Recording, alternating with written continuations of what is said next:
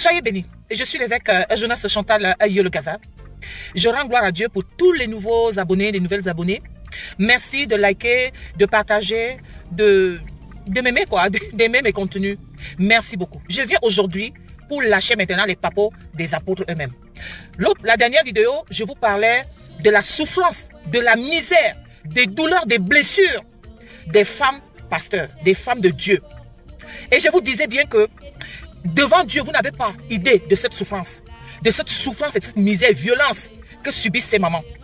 Aujourd'hui donc, je viens vous exposer ces apôtres, ces hommes de Dieu. J'avais promis dans ma vie que je ne vais jamais m'en prendre aux hommes de Dieu. Je vais combattre le système. Mais là, il y a d'abord une femme qui est décédée au Nigeria. Cet homme qui était son mari était un pasteur. Et en voilà encore. Je viens donc vous dire ceci. Vous donner les raisons pour lesquelles ces mamans souffrent. Ces femmes d'abord sont choisies comme ça. Elles sont choisies tout hasard parce qu'elles veulent être les bouquets de fleurs. Elles doivent être belles.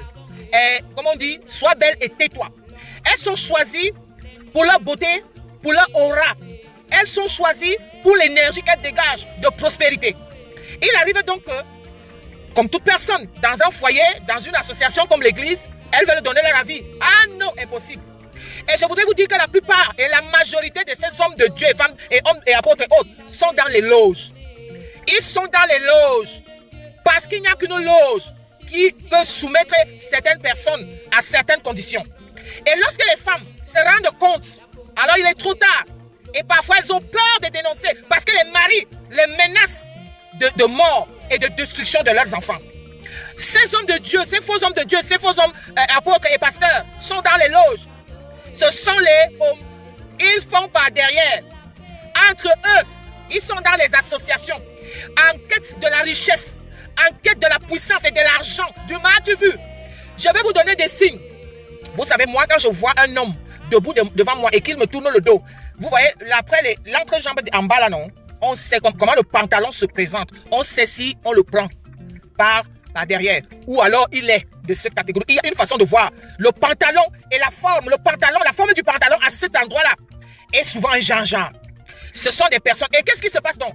Quand ils sont dans ces choses, il y a comme un rejet de leurs épouses. Parce qu'ils voient bien que leur épouse est dans Dieu vrai. Et ça les choque. Ça les fait, elle devient... ça dit que la femme peut se mettre devant le miroir et dire que mais une beauté et tout. Non, c'est pas un problème de beauté. C'est parce que vous les repulsez. Parce que ce sont des personnes qui ont pris une autre voie. Et les femmes là, les dégoûtent. Les dégoûtent pas parce qu'elles sont moches, non. Les dégoûtent parce que les deux ne font plus un. Les deux ont deux chemins. Les deux dégagent des énergies. Et quand plus la femme est pieuse, plus le mari la vomit. Et se fait donc dans les églises des clans. Parce que dans les églises là, il y a des clans, des personnes, des femmes et hommes qui sont dans ces choses-là. Et ils se font dans un clan. Et la femme du pasteur devient, comme on dit, un cheveu dans la soupe. Je viens donc vous dire que la plupart de ces hommes, ce sont des hommes H-O-M. H-O-M-O. Ce sont des gens H-O-M-O. Et ils sont dans des loges, dans des choses compliquées. Et c'est pour cela que vous voyez, les gouvernements ne nous prennent pas au sérieux. Parce que les membres du gouvernement retrouvent certains hommes de Dieu dans ces choses-là. Un jour même, on m'a donné la liste. Quelqu'un m'a dit, voilà, tel est comme ça, tel est comme ça, tel est comme ça. Alors, toujours la quête du plus, du succès, des miracles. Et les femmes deviennent des jouets. Et certaines femmes subissent des violences sexuelles parce qu'on va avec elles par derrière. Je voudrais donc vous dire, soutenez vos mamans pasteurs, ne les détestez pas. Aidez-les parce qu'elles sont une cantine de papos que si elles sortent ça, je crois qu'il va y avoir une bombe qui va exploser. Le monde entier sera pourri. Le monde va mal. Répentez-vous, donnez-vous à Jésus. On ne pousse pas un homme de Dieu pour vivre l'enfer. On ne pousse pas un homme de Dieu pour vivre l'enfer. On ne pousse pas un homme de Dieu pour vivre l'enfer. Je vous ai laissé ce lien-là. Je vous ai laissé aller visiter cette agence. Cette agence est... Soyez bénis.